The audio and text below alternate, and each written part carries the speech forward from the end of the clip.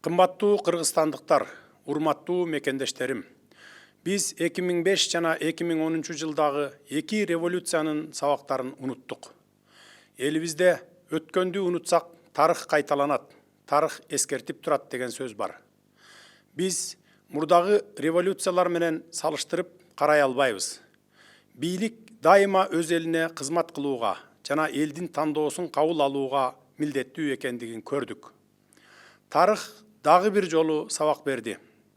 Айрыкча бийликке дагы бир жолу катуу сабак болду. Өткөн жума ичиндеги күндөрүбүз биздин эркиндигибиздин, биздин демократиябыздын, биздин көп улуттуу ынтымагыбыздын жана Кыргызстандын жалпы элинин биримдиги сыналды. 2020 жылдын 4 октябрында тарыхый шайлоо өткөрүлүшү керек эле. Эл жөн эле жогорку кеңешти шайлаган жок. Эл келечекке тандоо жасады. Эл жаңыланууну тандады. Эл акыйкаттыкты тандады. Тилекке каршы элдин үнү бийликке жетпес болду. 4 октябрда элдин тилеги, жаштарыбыздын үмүтү уурдалды. Жана ал масштабтуу саясий кризистин башталышына түрткү болду. Бүгүн жалпы Кыргызстандын эли жөнүндө өзгөчө сөз айткым келет. 2020 жылдын күзү жаңы тарыхты, улуттук аң сезимдин жаңыланган барактарын ачты. Ар түрдүү курактагы, ар башка улуттагы, ар түрдүү саясий көз караштагы адамдар мыйзамсыздыкка каршы, добуштарды сатып алууга, фальсификациялоого жана административдик ресурстарга каршы көтөрүлдү. Айрыкча Кыргызстан эли бир муштумдай биримдигин көрсөттү. Баарыбыз ушул күнү кыргызстандык болдук. Бирдиктүү, көп улуттуу бир эл болдук. Мындан ары да дал ушундай болот. Трайбализмди жок кылабыз. Кыргыз эли менен бир катарда туруп, канатташ жашаган бардык улуттардын өкүлдөрү катышты. Бул жеңиш жалпы Кыргызстандын элинин жеңиши болду. Жалпы Кыргызстан элинин ынтымагынын жеңиши. Эл биримдиги сакталып калды.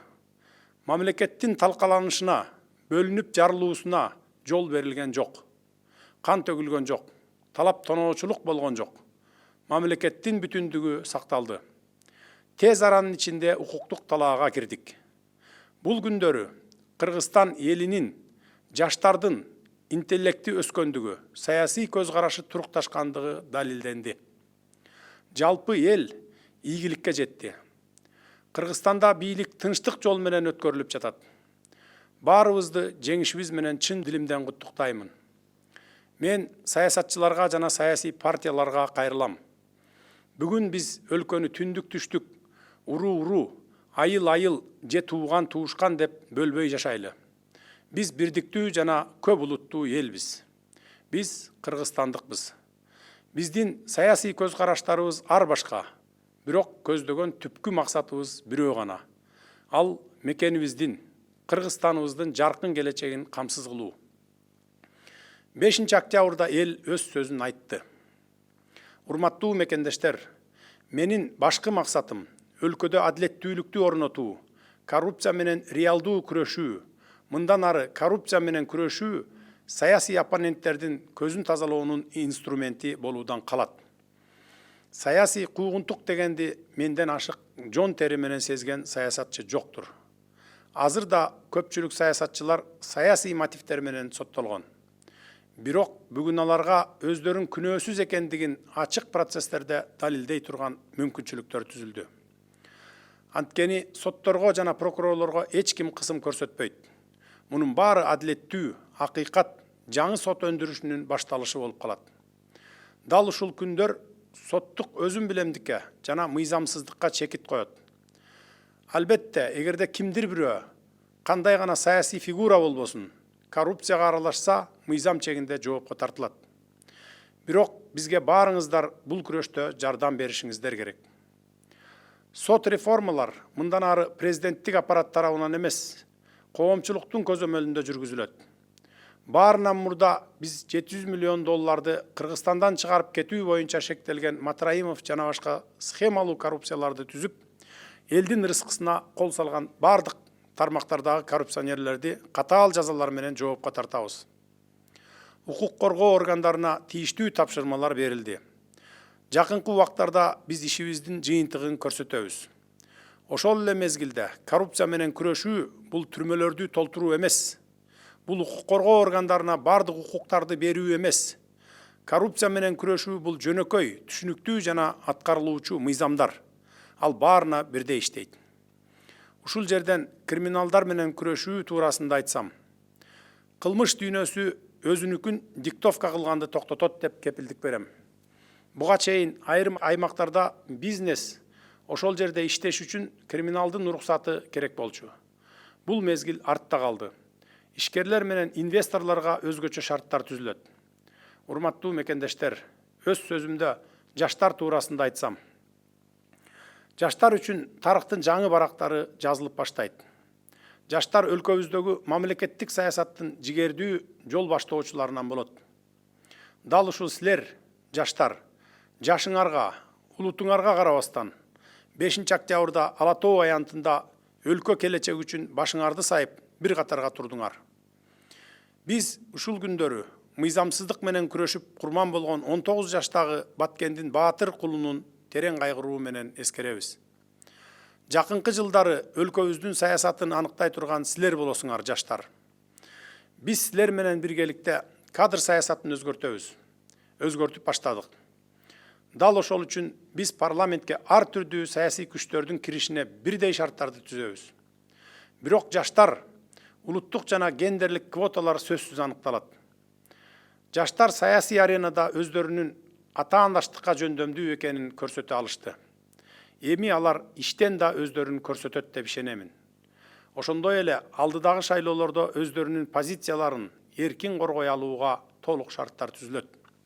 Урматтуу мекендештер, экономика жана реформалар туурасында айтсам, жакынкы айлар биз үчүн жеңил эмес мезгилдерден болот. Биринчи кезекте экономикалык кырдаалды турукташтыруу зарыл.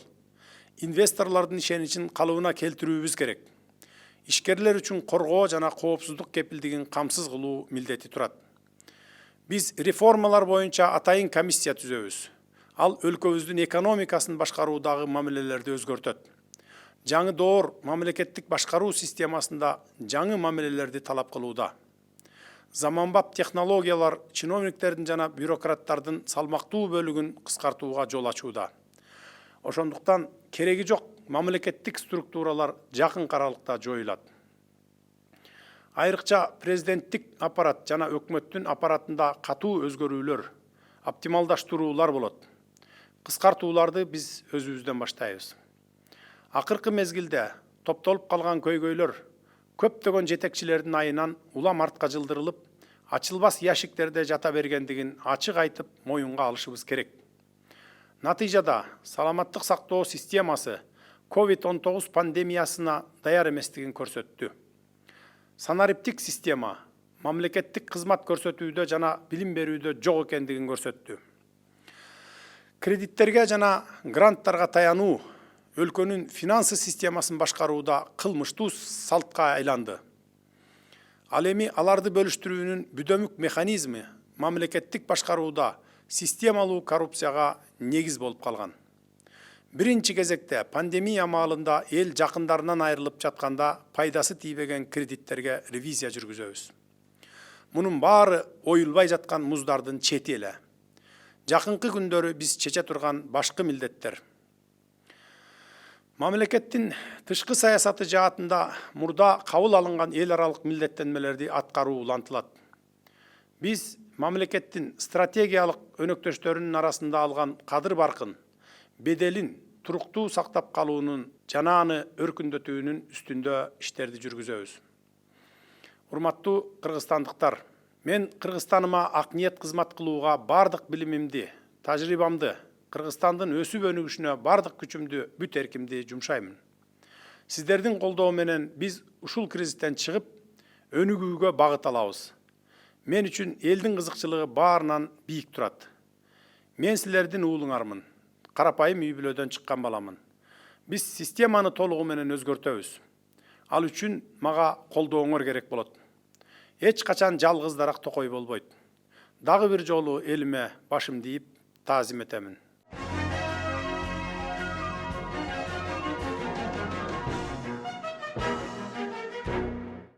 Дорогие кыргызстанцы, минувшие дни стали очередным испытанием на прочность нашей независимости, нашей свободы, нашей демократии, нашего многонационального согласия и единства народов нашего прекрасного Кыргызстана. 4 октября 2020 года должны были состояться исторические выборы. Народ выбирал не просто Жогорку Кеңеш, народ выбирал будущее, народ выбирал надежду, народ выбирал обновление, народ выбирал справедливость. К сожалению, власть оказалась слепа к чаяниям народа. Уроки двух народных революций 2005 и 2010 годов были забыты. А как говорится, кто забывает уроки истории, обречен на ее повторение. И как мы видим, история преподнесла очередной урок нашему народу. И особенно очередной урок власти. Власть всегда должна служить своему народу и принимать его выбор. 4 октября победа народа, победа нашей молодежи была украдена и послужила толчком к началу масштабного политического кризиса. Сегодня уже очевидно, что мы не можем сравнивать эти события. Осень 2020 года открыла новую страницу в истории возрождения национального самосознания. Такого количества людей разных возрастов, разных национальностей, разных политических взглядов единым фронтом, выступившие против беззакония, против произвола, применения административного ресурса, подкупа и фальсификации страна еще не видела. Мы перестали делиться на этносы и национальности, на северян и южан, на соплеменников и односельчан. В эти дни мы все стали кыргызстанцами, единым и многонациональным народом. И теперь так будет всегда. Мы не позволим трайбализму взять верх. 5 октября народ сказал свое слово. Уважаемые соотечественники, моя цель – установить справедливость в стране. Реальная борьба с коррупцией. Отныне борьба с коррупцией перестанет быть инструментом устранения политических оппонентов. Я, как никто другой, лучше знаю и испытал на себе, что такое быть политическим узником. Знаю и сегодня, многие политики были осуждены по политическим мотивам. Но сегодня у них появилась возможность доказать свою невиновность в открытых процессах, без давления на судей и прокуроров. И это станет началом нового справедливого судопроизводства. Безусловно, в случае замешательства кого-либо в коррупции, каким бы политическим лицом он ни был, будет привлечен к уголовной ответственности. В этой борьбе нужна нам ваша помощь. Отныне судебная реформа будет вестись не аппаратом президента, а под контролем общественности. Прежде всего, мы поставим точку в деле о выводе $700 миллионов США из Кыргызстана, а основной подозреваемый Матраимов и другие коррупционеры понесут наказание перед нашей страной по всей строгости закона. Соответствующие поручения уже даны правоохранительным органам, и мы сможем предоставить результаты этой работы в ближайшее время. Борьба с коррупцией – это не переполненные тюрьмы, это не вседозволенность правоохранительных органов. Борьба с коррупцией – это понятные, простые и исполнимые законы, которые работают для всех одинаково. Здесь хочу отдельно остановиться на вопросах борьбы с криминалом. С сегодняшнего дня криминал перестанет диктовать свои условия. Даю гарантии. В прошлое уйдут времена, когда нужно было получить разрешение у криминала на работу бизнеса в отдельных регионах. Уважаемые соотечественники, в своем выступлении о молодежи хочу отметить. Для молодежи начнется новая страница нашей истории. Молодежь станет активным проводником государственной политики нашей страны.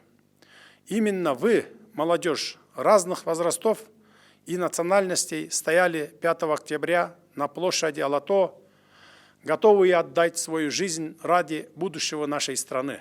Мы все скорбим о погибшем герое, 19-летнем парне из Баткена, который погиб, борясь с этим беззаконием. Именно вы будете вершить политику нашей страны в ближайшие годы. Мы вместе с вами изменим кадровую политику. Именно поэтому мы создадим равные условия для прохождения в парламент самых разных политических сил. Но молодежная, национальная и гендерная квоты будут сохранены обязательно. Молодежь уже доказала свою конкурентоспособность на политической арене. Теперь они должны отстоять свои позиции на предстоящих выборах. Уважаемые кыргызстанцы, об экономике и реформах. Ближайшие месяцы станут самыми трудными для нас всех.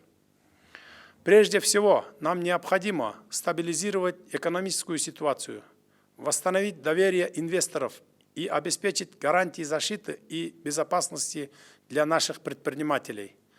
Мы создадим специальный комитет по реформам, который изменит сам подход в управлении экономикой нашей страны. Новое время требует также новых подходов в системе государственного управления. Современные технологии позволяют упразднить огромную армию чиновников и бюрократов. Все ненужные государственные структуры будут упразднены уже в самое ближайшее время. Оптимизацию мы начнем с аппарата президента и правительства. Сейчас мы должны открыто признать, что копившиеся в последнее время вопросы многие руководители просто откладывали в долгий ящик. Результатом стала неготовность системы здравоохранения к пандемии COVID-19, а также отсутствие цифровой системы предоставления государственных услуг и обучения.